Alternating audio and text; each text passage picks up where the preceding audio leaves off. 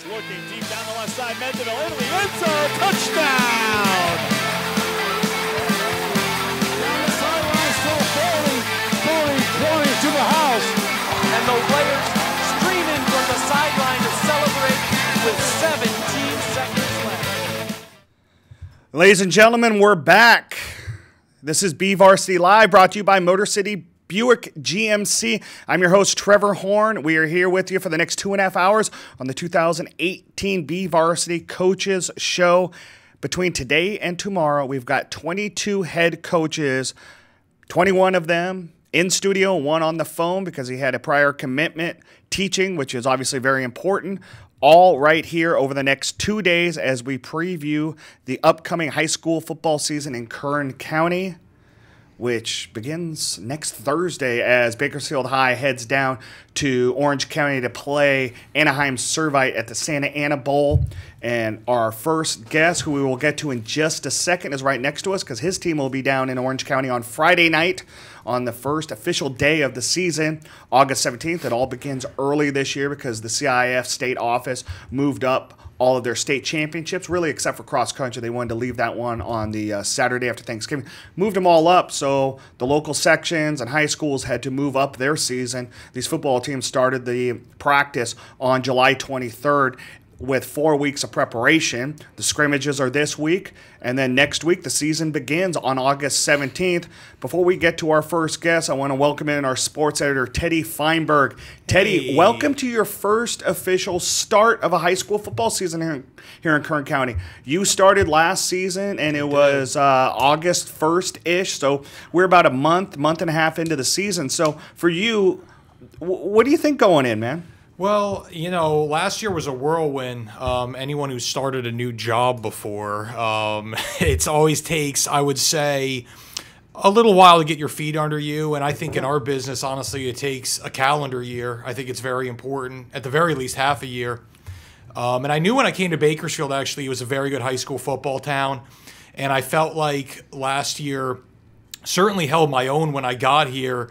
And, you know, I think I put together a couple solid 2-for-4 efforts at the plate, but I think this year I'm looking for a few more 4-for-5 games with a couple bombs because I think that I'm really going to hit my stride here in 2018, and I'm excited to do it, you know, at the outset of the football season because, like I said, this is in my estimation, a high school football town, a great high school sports town in general, anchored by its high school football, and I'm excited to be a main player in that. Well, there we go. Yeah. Teddy, welcome to your first full year, and we're excited about it. Before we get to our first guest, just want to remind you, next Thursday, our 2018 BVarsity Kern County High School Football tab comes out in a Thursday edition of the Bakersfield, California. So you buy the paper for $1, you get it in there. It's going to be 40 pages of everything jam-packed Kern County football. We've got the show here today and tomorrow, Coach's Show, obviously always live right here on our BVarsity Live Facebook page and Bakersfield.com. Next Wednesday, we're going to do our first BVarsity Live show at 2 p.m. on Wednesday. It's a special day because I got to head down on Thursday down to cover that BHS game. And then the show will return on 2 to 3 p.m. every Thursday throughout the season and throughout the school year. And then BVarsity Nightly will return on Tuesday, August 21st. So with all of that set, we bring in our first guest. It is Bryan Nixon, the head coach at Liberty. Bryan, not only are you now in your 6th season at Liberty, congratulations on your 20th season as a high school football coach here in Kern County. Yeah, thank you. It's gone pretty fast. It's hard to believe I've been doing it that long. And when you think about it, I know you had 1 year at Fraser Mountain. Yep. When you were about, 17, I think? 23. You headed out to Shafter. You met some incredible gentlemen on your coaching staff at Shafter. You found your way to Centennial. You had a very successful time there. And then over the last few years, obviously, you got your first Central Section championship back in 2015 for the Patriots. Looking ahead to this year, there's so much that you bring back to the table, especially in the offensive line with Bryson Lindsay, with Daniel Viveros. Sammy Stewart is your running back defensively. Anthony Villanueva and Sammy Stewart right there in the middle. Sloan Simpson, Brock Ollinger. I mean, I can go down the list. How excited are you to get this season going, knowing that it's next week?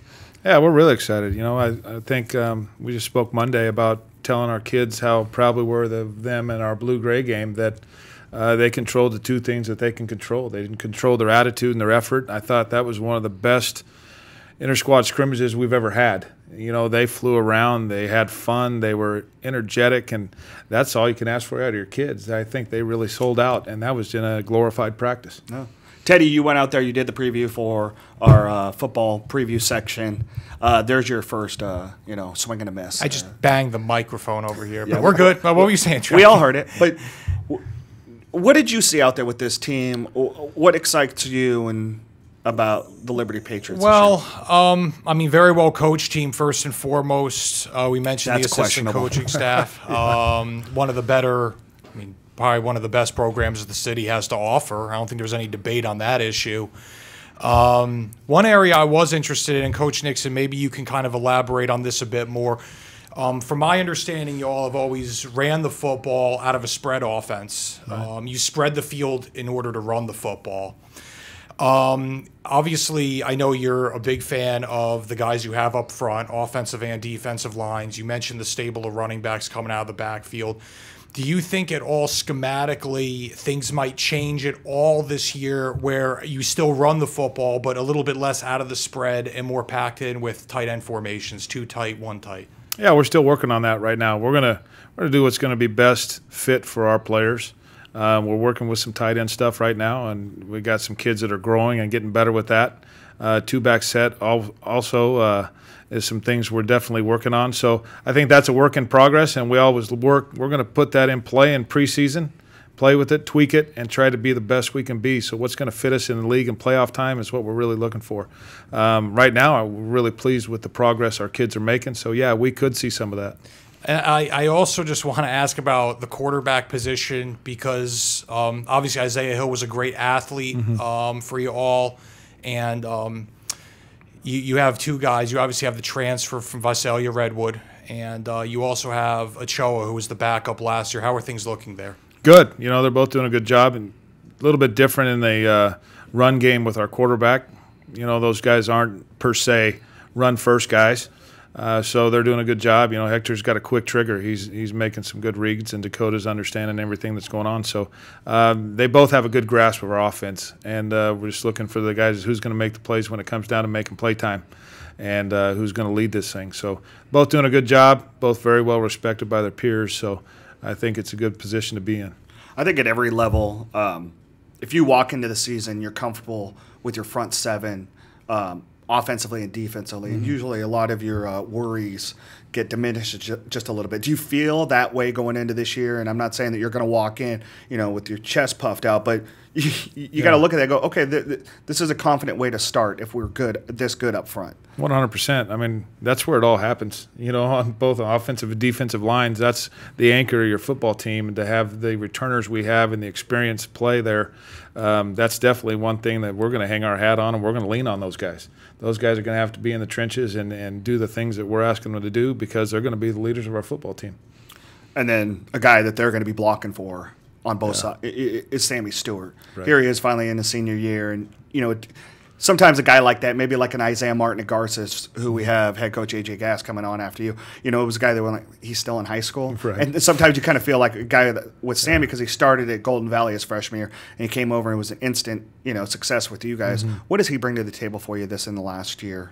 Oh, I think Sam's his savvy.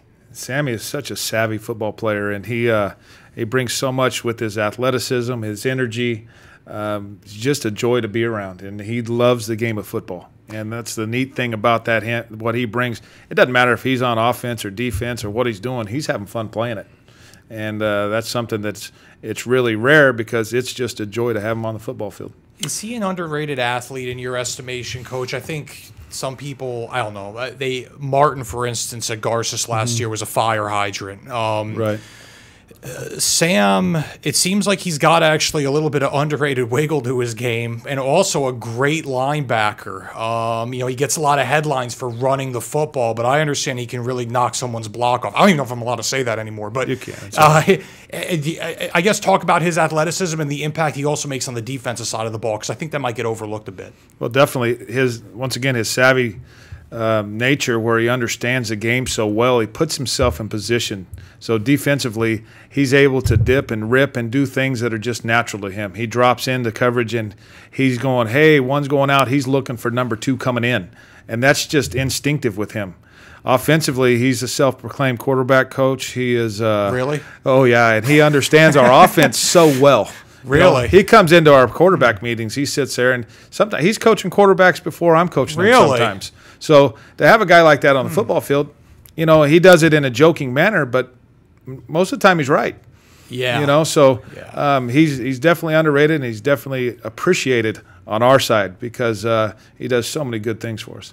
Bryan, I want to get into your schedule in just a second, but we were talking before the show, and today in the paper we had the list of all the former Kern County All-Stars, standouts, that are now either playing in FBS, formerly known as Division I football, or FCS, which used to be known as 1AA. And we listed it. You had 8 guys on that list that were playing FBS. You actually have 9. The problem was that I called UNLV and I asked their sports information director, hey, how come Michael Bray's not on there? Oh, we don't know anything about him. Well, Michael just emailed us a photo of his locker. So obviously Michael Bray is at UNLV. Good. But for and he's reading content. Yeah, he is reading content. Well, he worked out with me all summer, so he's a smart guy. Good call. But you